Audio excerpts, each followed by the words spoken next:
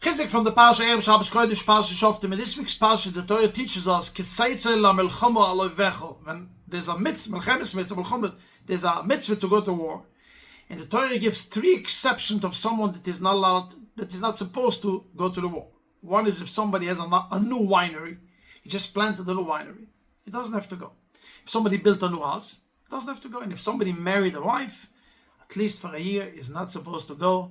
He's not supposed to attend. And Rashi tells us a very interesting thing about somebody who got married. What happens if the guy doesn't want to go? He wants to go. He wants to have a mitzvah.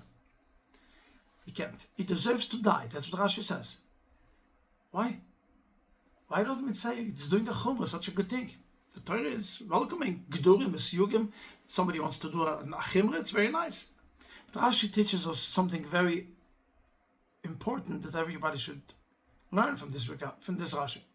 Rashi wants us to know, if you want to be frum, if you want to do something good, anu gather, anu siyog, beautiful. The Torah welcomes it, Chazalik welcome it, but it shouldn't be on the cheshbon of somebody else.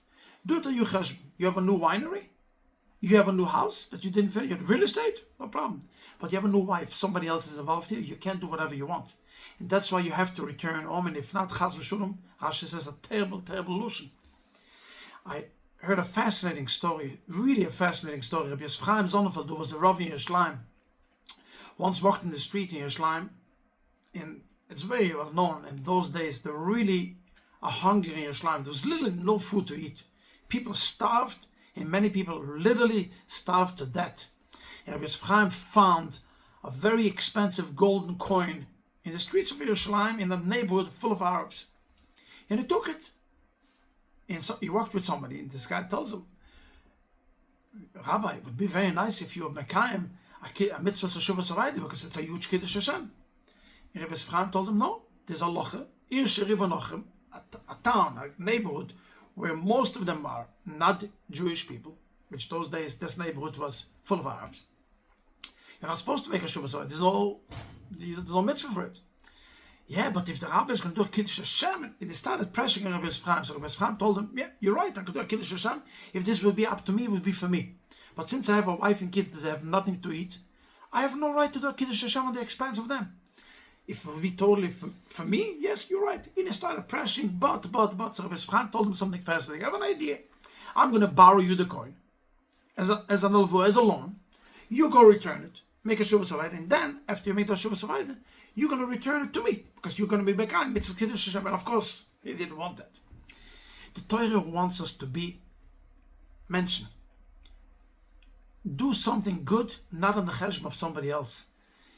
There's so much mitzvahs in this week's Parsha that you're going to find midas of the Echeretz. So important to learn in our lives, not to chop off trees. Very interesting what the Mefarshim tell us about it. Baltashchis, the Chinuch tells us, it's to teach us the Echeretz, just not to destroy things in life. And just sit with your kids, talk to them, it's so important. I had a little story, a very nice story. Somebody was driving with our Rosh Yeshiva in the car, and was drinking a bottle of soda. When he finished, he threw out the bottle. The Rosh Yeshiva told him, what do you do?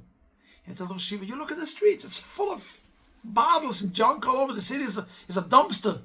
The Rosh Yeshiva told him something fascinating. Yes, if you're looking at the city, you're right, but look at yourself. For yourself, you shouldn't do it. That's what the Torah wants us, to be full of the Echeretz, full of menschlichkeit, not on somebody else's expense. A gitten sie, Lechting Shabbos.